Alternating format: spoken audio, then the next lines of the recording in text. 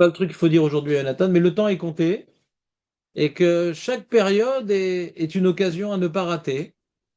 Et si on l'a raté, c'est pas grave. Hachem, il est bon, il est miséricordieux, mais si on a l'occasion de ne pas rater, alors sachons quoi faire durant chaque période de notre vie. La vie est bon Hachem est composée de, de, de périodes intéressantes. Chaque période a, on va dire, ah, j'étais bien quand j'étais jeune, ah, quand je serai vieux. Il faut profiter de chaque étape pour faire ce qu'on a à faire. Ouais. On pourrait la vivre de manière déprimée, cette Mishnah. Non, c'est c'est un grand voyage. C'est un voyage organisé, la vie. Bon Hachem. Et ça se relie à notre jour du vendredi. Il y a des déplacements dans la vie. Ah ouais, c'est pas ça. Par les âges aussi, il y a des déplacements. Les âges, faut se redéfinir. C'est un changement, donc faut Et arriver puis, à. la cinquantaine. Non, 14, 18, 39, 45, il y a marqué. On a fait une crise, toi? Ah, ouais, j'ai. Il est encore dedans. Donc, Ouais. Ben Bag Bag. Back, back. Ouais, je sais, heureusement qu'il y a des chansons en rêve. Ben Bag Bag Omer. On est content que tu sois là aujourd'hui, Aurel. Ouais, ouais. Vraiment, Warren, quand t'es arrivé, t'as mis. Non, parce qu'on n'est plus tellement nombreux, je suis obligé de fidéliser ma clientèle. Ben Bag Bag Omer. Aforba. Veaforba. Oh, oh. Des coups là-bas. Mais coup là-bas. Ça veut dire quoi, tout ça? C'est une tribu africaine qu'on a découvert récemment. Des coups là-bas. Ouais.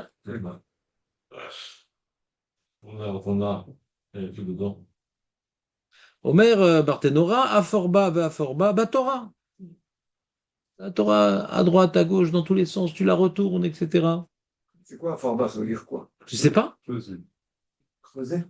Non, Jonathan, c'est un Ashkenaz, donc il confond non seulement le Aïn avec le Aleph, mais le E avec le Chet, c'est nouveau.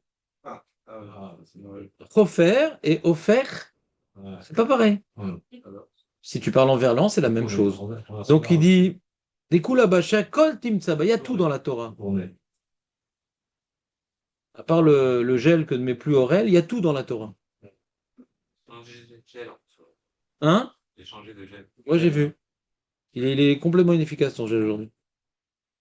bon, de classe que vous avez, Rama. Drôle de. De classe. Ouais, j'ai beaucoup de classe, Baruch Hashem. Aforba, Vava, des coups là-bas. Ou ba tehazé, vesiv balaba, mina lotazura. Chez la mida tova de emena. C'est beau, hein? Elle est dure, celle-là. Non, pourquoi? C'est de l'araméen. La suite. Donc on dit, ou ba tehazé. C'est quoi tehazé? Voir au futur.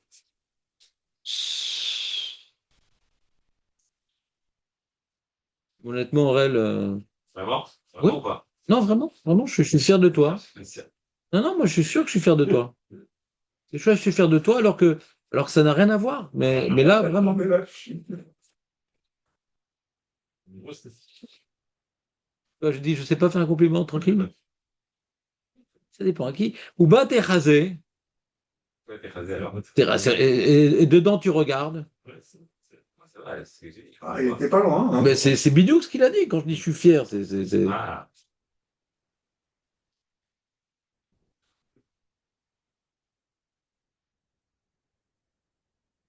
Bizarre ça.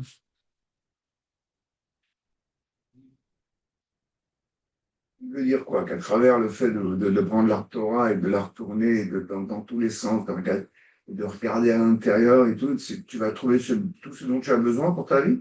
Je sais pas. Pour l'instant, la Mishnah est assez, on va dire, suggestive. Pour l'instant, on ne sait pas où elle veut venir. Tu sais qui ce Ben Bag Bag? C'est un nom bizarre, quoi. Quelque chose. Je te dis quelque chose, bien sûr. Vesiv ou Balaba. Donc ça, c'est une autre tribu. Asiatique. Ouais, là-bas, c'est dans les îles, là-bas, en Polynésie. Voilà. Mais Siv, c'est quoi Siv? c'est optique. Siv, on a dit Ben Shivim les C'est là. Seva. C'est quoi Seva, Aurel? La vieillesse, mais Voilà, très bien, la VS. Donc, Siv, Veba là-bas. C'est-à-dire, même que tu es vieux, ouais, ne l'abandonne pas. Là, c'est un Samer face à un chien. Ouais, d'accord, ça s'inverse des fois. Très bonne remarque, Aurel, t'es en super forme. C'est-à-dire Je que, te garde. euh, Après de par moult rapport à la vieillesse, hésitations. on abandonne beaucoup de choses. Hein. Qu'est-ce que tu dis? Par rapport du fait qu'on vieillisse, on abandonne beaucoup de choses, on laisse tomber. Bah, regarde, j'ai un groupe de vieux, ils sont tous partis, regarde. Oumina, Alors qu'on voit l'inverse, quand les gens ils avancent dans l'âge, dans notre communauté, ils sont plus attachés aux livres et à. à la lecture, ouais, pas Hollywood. À écouter des paroles moralisatrices. Se casser on parle d'étudier à format, tu retournes la Torah, ouais. Pas d'une lecture ou d'une conférence sur Torah Box. Non, c'est bien Torah Box, Bon, mais c'est pas du limoud. C'est-à-dire, Limoud. écouter, c'est pas du limoud, j'arrête pas de vous l'expliquer. Écouter, c'est pas du limoud. C'est une préparation limoud. Le limoud commence quand tu fermes l'écran, le lit, on dit, voilà, on a dit ça, nanana, et tu te poses des questions, mais pourquoi on a dit ça? Là commence le limoud. Il y a la préparation limoud, les Torah Box font un travail extraordinaire, ils font du Mishnah Mora, du Chumash, de Haftara, celui qui veut étudier, c'est extraordinaire.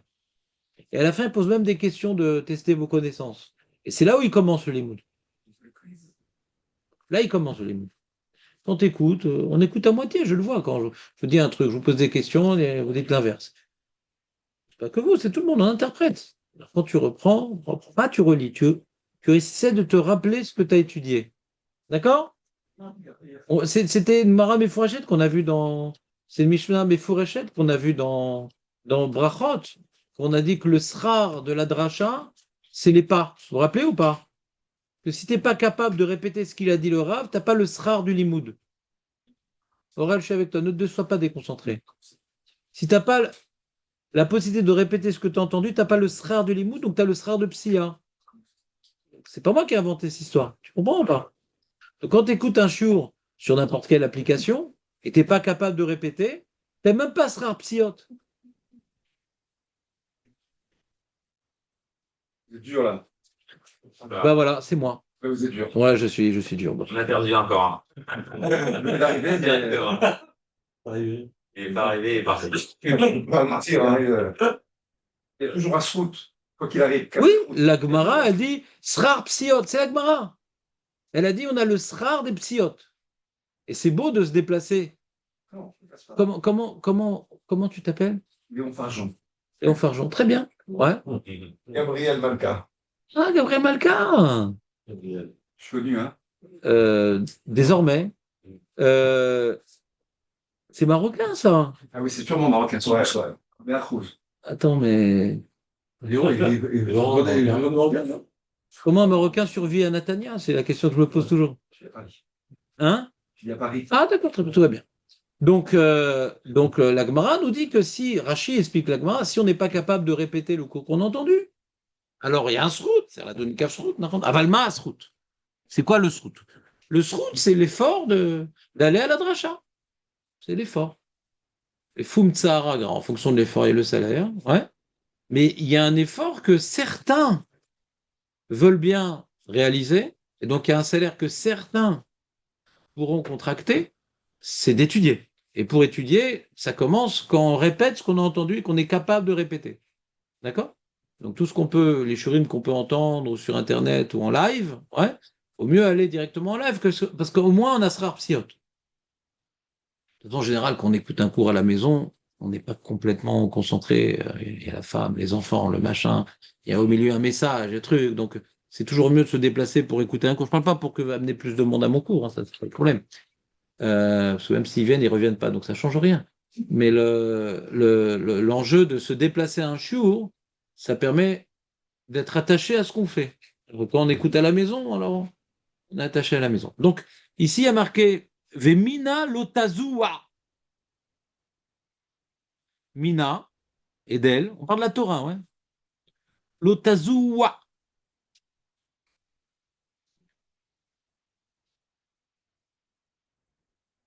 Il dit le Barthénora, Shelo Tomar la mati chokhmat Israël, Elech, velmot chokhma yevanit. Tu sais, j'ai fini la Torah. Je connais bien et tout. Je suis très fort. Bac plus 30. Et maintenant, je vais étudier la chokhma yevanite. D'accord? שאין מותר ללמוד חוכמה יוונית, אלא במקום שאסור להעיר מדברי תורה, כן, בבית המחץ ou בבית הכיסא. C'est-à-dire, tu pourrais dire, voilà, la Torah, il y a tout dans la Torah, très bien. Donc, retourne là, il y a tout dedans. Ouais. Et c'est là-bas que tu dois regarder. Et même que quand tu vas vieillir, tu ne dois pas l'abandonner. Et même quand tu as tout fini, le mec, il est très fort. Il y a des gens comme ça très forts, ils oublient rien. Eh ben, alors j'étudie autre chose maintenant, je vais m'instruire.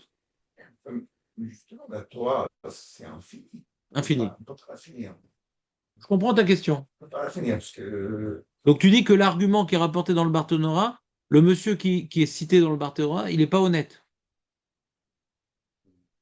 Quand on dit j'ai fini. Je crois que j'ai fini. Il a fini. Non, mais tu dis la même chose que Léon. Si, tu dis la même chose que Léon. j'ai fini de la lire, mais j'ai pas fini de l'étudier, de comprendre. Si par exemple il se fixe comme but l'halakha, il peut finir l'halakha. Si bien sûr il a beaucoup de mémoire. Parce qu'en général, celui qui connaît toute l'halakha, il est rare. On avait par exemple Rav Ovadia Yosef, il avait une mémoire prodigieuse, mais il ne s'est pas, comment dire, appuyé uniquement sur sa mémoire. Il a travaillé beaucoup. Il ne connaissait pas que le Shulchan Aruch, mais également les Gemarot et les Rishonim, etc., etc. Ouais, il pourrait dire, bon, maintenant, je vais étudier un peu la mécanique, je vais étudier la physique, voilà, antique. Non, mais je connais tout. Bah, tu recommences. Alors, c'est intéressant la remarque de Léon David, parce que quand on a dit que tu la retournes, il y a tout dedans, donc il n'y a pas de fin en vérité. Donc c'est-à-dire que d'après ça, ça veut dire que la suite de la Mishnah, la Mishnah, elle introduit la nature de la Torah, que tu peux la retourner dans tous les sens, il y a tout là-bas. C'est ce qu'on appelle une équation où tu peux mettre toutes les variables vont y rentrer, donc c'est infini, quoi. C'est infini. Et donc, du coup, ben, même quand tu es vieux, tu ne dois pas l'abandonner. Et tu n'as pas de raison d'étudier autre chose parce que tu as toujours quelque chose à. C'est les conséquences, quoi, en vérité. Ce que la Mishnah précise par la suite. Vous comprenez ce que je veux dire? Je reprends. Ben Bagbag Omer. Aforba ve Aforba. Des coups là-bas. C'est manienne d'ailleurs.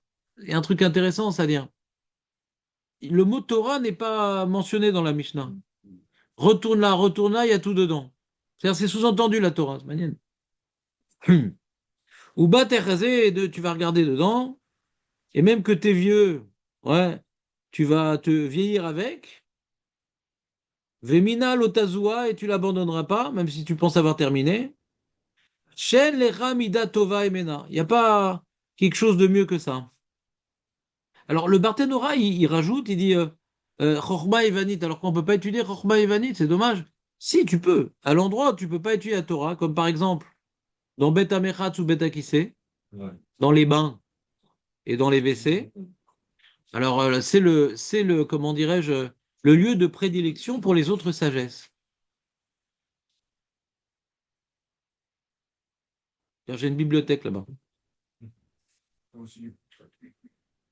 C'est du tout le Torah d'étudier les autres philosophies, pas les autres.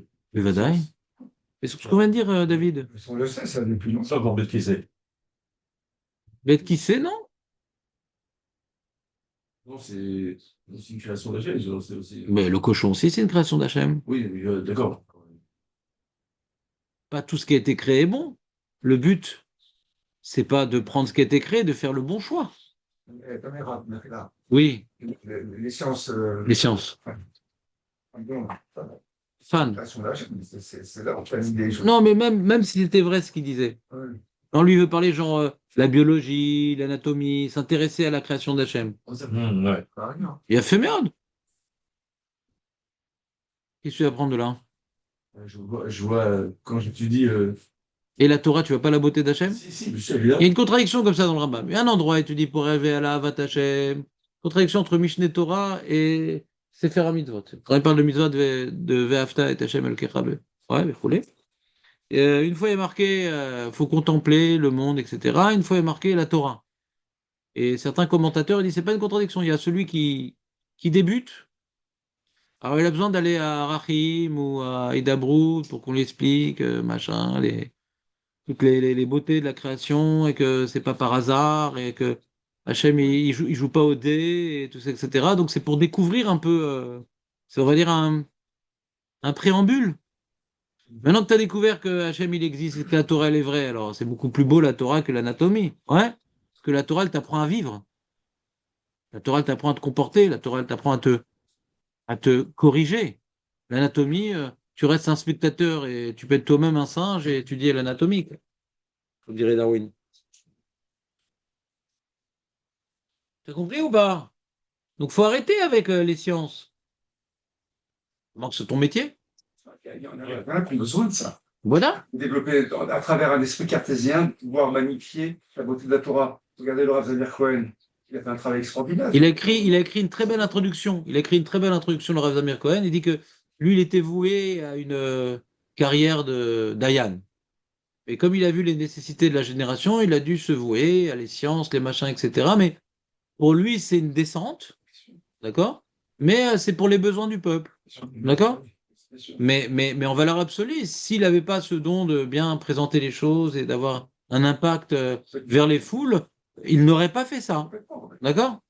Moi aussi, pourquoi à une époque, j'étais confronté à des gens plus ou moins intellectuels, donc j'ai dû beaucoup étudier au WC, de l'histoire, de la philosophie, de la psychologie, etc., pour faire face. Les gens, ils avaient un certain, comment dirais-je, mépris des rabbins, qui sont illettrés et ignorants. Donc, fallait les calmer à ce niveau-là. Les calmer à ce niveau-là. Mais je préférais étudier la Torah. Mais il faut quelque part rassurer les gens que les choses qu'ils connaissent, tu connais. Donc après, ils sont prêts à t'écouter. Parce que si ce qu'ils connaissent, tu connais pas, alors t'es qui? T'es nul. Alors, ils veulent pas écouter de ta Torah. Mais ça, c'est quand quelqu'un doit s'occuper du tzibur. D'accord? Et même mieux, la Gemara, quand on parle de Chochma Yevani, t'as dit, ah, pourtant Rabban Gamiel connaissait Chochma. Non, lui, il est Karov la Malchut. C'est marqué dans la Gemara. Comme il est Karov la Malchut, c'est moutard pour lui. Proche de la royauté. Donc, tu dois connaître les techniques. Les techniques. Je pense, Chochma Evanit, c'est pas de la philosophie. Il n'y a que le Meiri qui dit ça. C'est la fin de Maseret Toda. La plupart des Mefarshim, ils disent c'est une technique de communication que les Evanim ils utilisaient. Et moi, j'ai traduit ça par le sophisme. C'était pas une recherche de vérité, les sophistes. Ouais. C'était une recherche de manipulation par les mots. C'est un mode de communication. C'est les ancêtres de la politique, quoi. C'est Sciences Po. C'est vraiment pas la vérité qu'ils recherchent. D'ailleurs, Socrate, Platon, Aristote étaient des combattants farouches des sophistes. Et ils voulaient de l'argent, ils voulaient convaincre. Ils ont repris un peu les techniques de la philosophie au niveau de la méthode, mais pas au service de la connaissance, mais au service du pouvoir. C'est ça, Chokhmah Yevanit, Beikar. Si on recoupe un peu les différentes marottes qui en parlent. Ouais. Une des Gemara où il y a marqué soit maudit celui qui a appris Chokhmah Yevanit, c'était l'histoire de. Non, pas du tout. Non. Non, lui étudiait Ritsonim, je ne sais pas ce qu'il étudie exactement, mais le mot Yevanit, c'est pas écrit. Si je ne m'abuse, c'est pas écrit Chokhmah Yevanit là-bas. C'est écrit quand il y avait la guerre entre Aristobulus, les deux frères Hashmonaïm. Un, il était à l'intérieur de Jérusalem, l'autre, il était à l'extérieur, et ils se battaient pour le pouvoir, hein. Et alors, il y avait un monsieur qui connaissait Chokhmah Yevanit et qui a dit,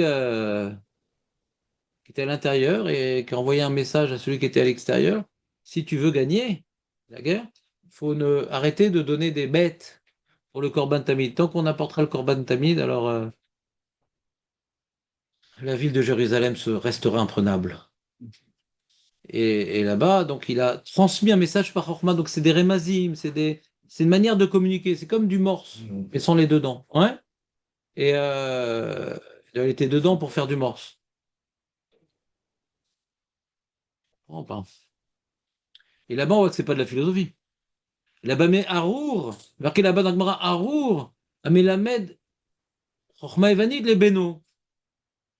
On voit que c'est pas de la philosophie là-bas. Quel rapport en philosophie? Vous comprenez ou pas? Maintenant, est-ce que c'est bien d'étudier la philosophie? Il y a beaucoup de bêtises, quoi. C'est mieux d'étudier l'anatomie si déjà. Le mec, il a besoin de se reposer quand il étudie la Torah. Il a besoin de se reposer. Il n'a pas envie de payer l'abonnement Netflix. Ouais. Mais il a besoin de changer d'idée. Alors, s'il veut faire de l'anatomie, c'est bien. Pourquoi pas? C'est pas pire que faire un jogging. Vous comprenez ou pas? Quand maintenant quelqu'un il peut plus étudier Torah parce qu'il a besoin de s'oxygéner l'esprit, ouais, bah, il n'y a plus Bitul Torah. Parce que c'est Bitoula Zekiyoma, on a besoin des fois de s'arrêter. Quelqu'un qui peut étudier sans arrêt, alors lui, la question ne se pose pas. Pourquoi tu étudies autre chose? Mais sinon, j'ai besoin de me changer les idées. C'est dommage de voir un film. Ouais. Alors, autant étudier des sciences et grâce à ça, peut-être même arriver à une admiration du créateur. Tu comprends, David, ou pas? Mais si quelqu'un, il est dans une possibilité intellectuelle d'étudier le maximum, alors c'est Bitul Torah. Bitul Torah, c'est tout à fait, comment dirais-je, adaptatif à la personne. Ouais. Puisqu'il est marqué un des Kinyané Torah, hein, c'est il est marqué là-bas Miut Sicha. Miut Sicha, c'est un des Kinyané Torah. Alors la plupart, ils expliquent c'est quoi Miut Sicha. Parle pas trop, David. C'est un Kinyané Torah. Comme à la Mishnah, elle dit Lomatzatitov et Tzachachim elashtika. C'est important de se taire. Quand tu te tais, du coup, t'écoutes. Ouais. Et quand tu veux parler, même si t'es pas encore en train de parler, t'écoutes pas parce que tu es en train de réfléchir à ta question. T'écoutes pas. Ouais. Mais le Raphaël Keski rapporte un autre commentateur, c'est pas lui qui l'a inventé, mais il a bien aimé. Miotira, c'est important de parler d'autres choses à la Torah, ça nous réoxygène. Pas qu'il faut pas beaucoup parler, il faut un peu parler d'autres choses. Vous voyez la différence dans les deux pirouchim? C'est pas clair. Je reprends ou c'est pas clair? Ou je reprends parce que c'est pas clair? T'as compris les deux pirouchim, Marco, ou pas? C'est-à-dire, c'est nécessaire des fois de s'oxygéner. Premier pirouche, parle pas beaucoup et étudie. Non, non, stop. De parler, c'est pas toujours positif. Et donc, moins tu parles et plus tu es intelligent. Ouais? L'idéal, c'est arrête-toi de temps en temps. Voilà, arrête-toi de temps en temps. Arrête-toi de temps en temps. Alors, ce message-là ne s'adresse pas à nous parce que nous, on n'étudie pas assez. D'accord? Ça s'adresse au Tamid Racham qui dit 18 heures par jour, qui risque de péter un câble. Bon, on a survolé la Mishnah sans approfondir. J'aimerais juste terminer le Barthénora avant de commencer la Gemara. Et là, Bimkom Chassour le Harer, et chez Chalut Rabbi Yoshua, Maoul Ilmod Adam et Beno Yevanit. On a demandé à Yoshua, on peut étudier on peut enseigner à son fils Chokma Yevanit, Amar Lahem, Yelamdenu Besha Sheno Lo Yom Velo Laila. Oui, tu peux enseigner la Chokma Yevanit à ton fils, mais que ce soit ni le jour ni la nuit. Shneemar, Vegiata Bo Yomam Balaila. Il faut y réfléchir jour et nuit. Donc si tu as trouvé un moment qui est ni jour ni nuit, ouais, j'étais sûr qu'il dire Sir David. Et quand j'entends parler de David, je me rappelle cette Mishnah qui parle de Miotsira. Et alors pourquoi c'est complètement faux ce qu'il dit David? Voilà, ça fait quand même. Donc tu peux dire c'est ni jour ni nuit. C'est bien David, tu te neutralises tout seul. C'est extraordinaire. Il y a un moment qui dit jour et nuit. Hum. Il y a un moment qui dit jour et nuit. C'est quand? C'est la chacho. Ah non. Alors, Gabriel, je te présente David. Ouais, voilà. Ouais. Et David s'est neutralisé, il s'est auto-neutralisé. Donc c'est extraordinaire, c'était un moment que je n'oublierai plus. Ouais. Et il a dit non, mais c'est un jour, c'est un doute si c'est le jour ou la nuit, c'est pas ni l'un ni l'autre. Non, c'est pas ni l'un ni l'autre, bien sûr. Alors il a dit, si tu trouves un moment qui est ni jour ni nuit, Ouais. alors tu peux étudier Rochman Yevanit. Tu veux dire quoi par là C'est une façon jolie et humoristique Il y a jamais. Mais par rapport au fait À dire que jamais. de pouvoir étudier avec son fils, d'apprendre la Torah. Non, on parle pas de Torah, on parle de Chokhmah Yevanite. Est-ce qu'un métis. C'est quoi Yevanite? C'est quoi Yavan? Grec. Un grec. Est-ce que la Voda, un métier, c'est effectivement yavanite, métier. Parce qu'on a, le père, il a l'obligation d'apprendre un métier à son fils. Oui, Vadaï, ouais. Quel rapport Chokhmah Yevanite? On a dit que c'est. Je dis c'est du sophisme. Oui, d'accord, mais à part le, c'est pas autre chose que le sophisme, non? C'est la même chose. Ah, c'est que ça. J'aurais bien voulu que tu t'autoneutralises systématiquement d'emblée, avant même que tu parles. Ouais. Ça aurait été magnifique. Ah bon, vous avez compris, c'est quoi le sophisme? Vous savez, Je n'ai pas compris ce qu'il dit. Donc David nous a rappelé à sa manière, bien sûr, après avoir décodé, que il faut enseigner à son fils un métier. D'accord? Il faut enseigner à son fils un métier. Ça, c'est pas Bitul Torah. C'est Lo Yelastine et Tabriot, pour pas qu'il soit lui-même un brigand. Il faut apprendre un métier à son fils. D'accord? Donc ça n'a rien à voir. On ne parle pas d'étudier maintenant. On parle de Parnassa. Parnassa, c'est permis. Chokhmah Yevanite, c'est pas un métier. C'est une sagesse qui n'est pas celle de la Torah. D'accord? Le mec, il veut maintenant étudier, ah, j'ai envie d'apprendre le latin, j'ai envie de décrypter les hiéroglyphes, j'ai envie de... Tout est intéressant, mon ami.